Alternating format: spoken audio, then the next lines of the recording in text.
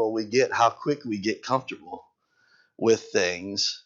We can have the nicest car in the world, that the air conditioning will work for 3 years, and if the air conditioning goes bad, this piece of junk, and we just do that. When our air conditioning goes out in our house, we've had good air conditioner for forever, but then when it goes out, we focus on the time when it goes out, right? It's so terrible. I remember that time our air conditioner went out. It was 100 and some degrees. And we can still talk about the time we were renting our first little house and the air conditioning went out and it was 100 degrees when we were first married, and it was so hot. But that's how we are. We get used to things. When I was in high school, and look, I'm going to move around a lot because Mr. Browder used to throw erasers at me in school to keep me awake, and I know y'all just ate, so I don't have any erasers with me. So just talk fast and move around a lot. So when we were in school, there was a young man, I'm not calling names, but he had to have the best of everything. It didn't matter. When I was in high school, I thought it would be the coolest thing if I had a members only jacket. Okay. Now the older people might remember, younger people don't know what that is probably, but they're still hanging around. You'll see them every once in a while. But if you had the one, it had a little pocket right here. And if you had the one from Kmart that didn't have the tag on it that said members only, you didn't really have it, right? I mean, every little stitch was the same. They came off the same line, but if it didn't have that name, you didn't have it. Everybody, well, there was this guy in our school, was a little bit older than me. He had to have everything. And he was just that way. Very just had to have it, the latest things, had to have the best clothes, had to have everything. So I will tell you this other guy's name because I want to give him credit for it because this is the best thing I've ever seen hardly in high school. Stephen Howard went and bought an Izod shirt. Went and bought a jacket from Kmart that looked just like the members only jacket. Took the alligator off the Izod shirt and put it on the members only jacket. And this guy that was in our school went crazy. It wasn't like you could go online back then. He went to every store in the state of Virginia trying to find that jacket because somebody had one. Izod makes this jacket that looks just like a members only jacket, and the whole school knew about it except for him. And when he finally asked about it, I mean, it was crazy. When I was a kid, I loved to play basketball.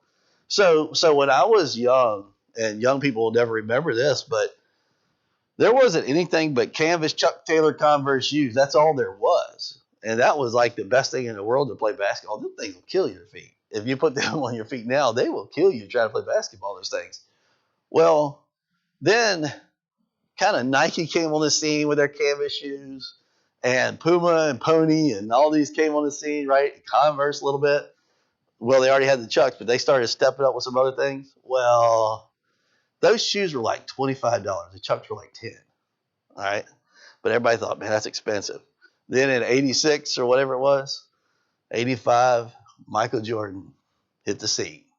Air Jordans. Highest shoes on the market were $25. Air Jordans were $65.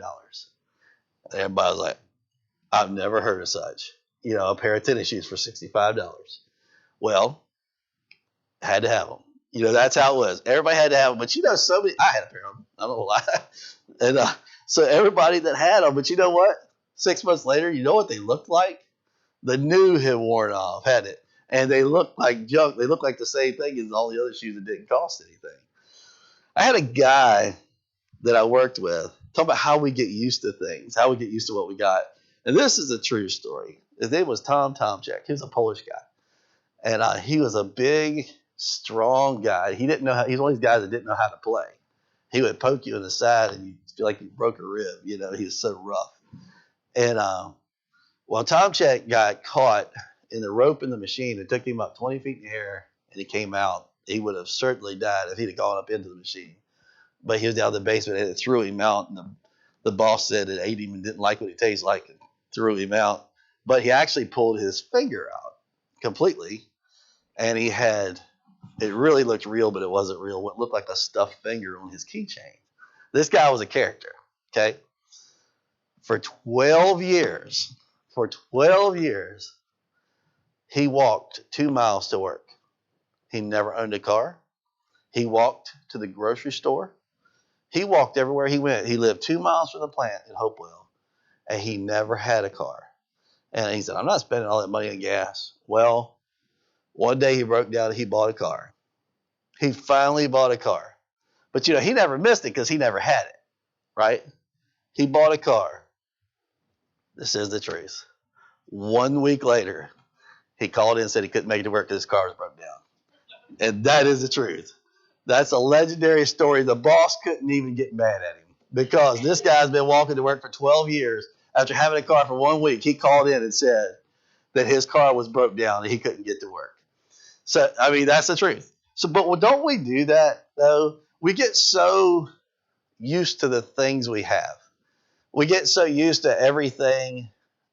Maybe the house we live, maybe we rented a house for a long time and you buy a house and you finally buy a house or whatever the instance is. We just get so used to we are spoiled, rotten Americans. And it doesn't take but a second. It doesn't take a second for people to get where they feel entitled, that everything's owed to them, and that just breeds, and that's not getting to a capitalism philosophy, that just breeds laziness. It makes people think they're entitled to something and that's what breeds communism, and everybody's not entitled to the same thing because you didn't work the same. That's a biblical principle. But don't we do that though? In our day, don't we, even if Christian folks, if our air conditioning goes out in the church, don't we complain a little bit if it's not fixed the next day? I mean, we do. We're not naturally thankful people. Look at this verse. It's pretty amazing in verse 4. It's just a little phrase. It says, be thankful unto him. Now, Christian folks, isn't it surprising? Shouldn't it be surprising that we have to be commanded to be thankful? This is a command. And we have to be commanded to be thankful because we won't do it. We won't do it if we, and we have to be thankful on purpose. If you say, I'm a thankful person, I'm thankful for, yes, when somebody asks you, yes, maybe you're thankful for everything you have, for everything, for how God met you and drew you, how you got saved. You may be thankful for everything, but we don't live a lifestyle a lot of times of thankfulness. We live a lifestyle of wanting more stuff, not content with what we have. And if we can always get to this next thing, it'll be a little bit easier or it'll be a little bit better. And a lot of times Christians will say this, I don't want to have a lot of money, I just want to be comfortable. You'll hear that phrase from a Christian because that sounds spiritual, because it doesn't sound like you're being greedy, if you say it that way. But you know what you should want is whatever God has for you at that time. God has a reason for everything he does. But generally, we're not thankful people. And if we're not thankful on purpose, we won't be thankful people. If we don't purpose in our heart to follow the commands of the Bible and to be thankful, we won't be thankful people. And I know we talk about this every year, more so at Thanksgiving, but there's a couple things. I preached a similar message about why we can rejoice, and I don't know if I preached it here or not, but there's a couple verses I just want to look at. Reasons to be thankful, and then we're going to just talk about a little bit thing at the end. Number one, turn to Romans 5, very familiar verse. But we're going to read a couple verses around it that sometimes we do it, sometimes we don't. Romans chapter number 5.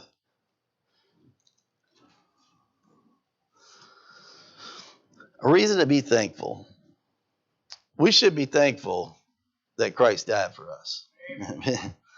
Now, a lot of times we read verse 8 when we're given the Romans road of things. Let's go to verse number 6. It says, for when we were yet without strength, in due time Christ died for the ungodly. See, that verse 8, we always read it. It starts with a but it's because you look back at the verse before. For scarcely for a righteous man will one die, yet peradventure for a good man some would even dare to die. And we know there's nobody even good. There's nobody who qualifies to that. Then it says, but God commendeth his love toward us, in that while we were yet sinners, Christ died for us. It's amazing. We should be thankful every day. We ought to thank God every day that we're on our way to heaven, that he sent his son to die for us. And it needs to be. And guess what? If you don't voice that in a prayer, you will get used to it. We get used to being Christians, don't we? We get used to coming to our church. This is our place. We get used to it. It's just normal. This is what we do. Well, guess what? This is not what everybody does. How blessed are we to know that Christ died for us? That we're sitting right here. This is not normal to most of the world. For us to come on a Sunday afternoon at 1:30 after we filled our belly up and come back because we want to be here, because we want to be in God's house. This is not normal. So if we don't actually voice that, if we don't actually thank God every day for sending his son to die for us, we will lose our thankfulness for his sacrifice. Not on purpose. Again, not on purpose. But we will. So that's what we talk about, being thankful on purpose. We need to purposely thank God every day for sending his son to die for us. And if not more than once a day. All right, and 1 Peter 5:7. Let's look at that. Another very familiar verse. We need to purposely thank God that he cares for you. There's nothing that goes on in your life that surprises God. Nothing. Nothing. 1 Peter 5 and verse number 7 says, casting all your care upon him, for he careth for you. You know what that means? That means every detail. When I preached a little bit last time about it, isn't it amazing that God can hear all of our prayers at the same time and decipher everyone, and that he thinks about you individually all the time. But this verse says, casting all your care upon him, for he careth for you. He knows everything. Something we can be thankful for and something that we need to voice every day is to thank God that he cares for everything that's going on right then in your life. He knows it. It's not a surprise to him. He knows what's going on. He knows the burdens we're carrying. He knows it right then. So are we going to be thankful that God cares for us if we don't voice that every day? We're not. That needs to be something that we do all the time. Thank God for sending his son. Thank him for his daily care. I think you don't need to turn to the last verse and look at Philippians 1:6. Being confident of this very thing, that he that have begun a good work in you will perform it to the day of Jesus Christ. We need to thank God that he is still working in our life. Every day, we need to thank God that we've been saved. We need to thank God that he cares for us. We need to thank God that he is still working in our life on purpose. Because if we don't do it on purpose, we won't do it. And the Bible tells us about purposing in our heart. It talks about giving, right? Every man purpose in his heart, so let him give. You know, the Bible tells us about purposing in our heart. And we go, and I don't want to overstress the same thing I've already said, but we go day after day after day after day because this is our norm to live this Christian life. If we could put ourselves one day in the shoes of somebody that's never heard that Jesus died for them, I think if God would let us do that somehow and then come back to our Christian life and say, wow, what do I take for granted? I'm not thankful, and I'm not thankful on purpose. I'm not purposely unthankful. Okay? I'm not beating you up. I'm not saying that because I hope none of us are purposely unthankful about what God did for us. But I'm purposely thankful. We're going to be thankful on purpose. The Bible commands us. It's such a simple thing. God tells us what to think about, you know, but surprisingly, he has to command us to be thankful. I mean, we're only on our way to heaven, right? It's amazing that he has to command us to be thankful. So let me challenge you with something else. So it's a good thing. It's a good thing to have a prayer list when you do your devotions. And I just want to give you something, and this is what I want to challenge you with, and give you something to think about. Of course, it's a great thing to have your prayer list with your devotions. Now, there's things that you'll pray about for years, right? There may be a family member you pray about for years. There are things that stay on your prayer list. And then something will happen, you know, and then somebody will get added on your prayer list, right? Just example, when our sister had a stroke, you know, she got added to the prayer list, you know, for everybody that's praying, you know, and Sister Margaret, everybody's praying. You know, that's things that get added onto your prayer list, right? And but there's things you pray for all the time. I challenge you to do this. Make a thankfulness list. Think about that.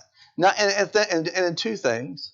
Make a list of things that you're going to thank God for every day. I'm going to thank God for my salvation. I'm going to thank God that he cares about what's going on right now. And that's just some examples. I'm going to thank God that, you know, that he's at work in my life. But then, as we have prayers that we are asking God for, and people for healing, and different people that come on our heart, that get added on and off of our prayer list, let's add things on and off of our prayer list that we're thankful for, just like before we ever start asking God for things. You know, and it's got to be on purpose. If you write it down, the things that you're going to pray about being thankful every day, but then just like the things we ask for God's help and God's intervention that go on and off of our prayer list, wouldn't it encourage you to have a list that before you start praying, if you start adding on and off different aspects, this week I'm going to thank God for this, whatever God lays on your heart. And next week it's going to be something different, whatever God lays on your heart. And when you start pondering, when you start having to think and say, what am I going to write down this week? Guess what happens? Your mind starts remembering. God, just like God brings conviction to your heart when you're sitting and preaching, boy, he brings remembrance of his goodness, doesn't he? When you start asking him to teach you and remember, help you to remember his goodness. And then you have different things to be thankful for. And then you write, then you get rid of it, take that off your list, and then you add something else. And maybe you don't even take it off your list. Maybe it's something that was so significant in your life that you leave it on there permanently. Yeah. And again, this is not a, I can take you to Bible verse and it says, make a list of things to be thankful for. It's just something to challenge you with and encourage you with. Because in general, I know me. I'm not a thankful person in general because I get so busy that I forget, not on purpose. It's shameful just to be a very grateful Christian all the time, and to have because when you're thanking God for what you do. Now I know we're going to do this Tuesday night, but let me tell you something. This is really neat to me. We don't have a great big church, but when Brother Buddy was missing whatever one day 2-3 months ago, my family noticed it. I said, I hope Buddy's okay. We did right then. We talked about it. Was Sister Ann wasn't here Wednesday night? I didn't know why, but then we found out with eyesight when we were praying and stuff. But immediately, you know what I did? I told Sammy it was 7:00. I said, Sister Ann's not here. I hope she's okay. And you know what? Guess what? She's not like me. She doesn't talk a lot. I like to talk and I like to fellowship with people, whatever. She's a quiet lady, but in her spot for years, in her place. I was like, I hope she's okay. You know what? I'm thankful for that. I'm thankful for faithful people that are in their spot, that aren't going to change, that are going to do whatever. See, that might be something that God wants you to add on your list and say, look, this week I'm going to pray for these people that have been faithful in my life. And then guess what? Then you're going to really pray for them. Then you're going to find out other things that are going on. You're really going to pray for them. Just a challenge. I know not a very deep challenge. Just almost more like a devotion time. But enjoy your week this week. Look forward to seeing everybody Tuesday night. Let's have a word of prayer. Orlando's got a couple announcements as we close. Let's pray. Father, we thank you for today. Lord, just thank you for how good you are to us.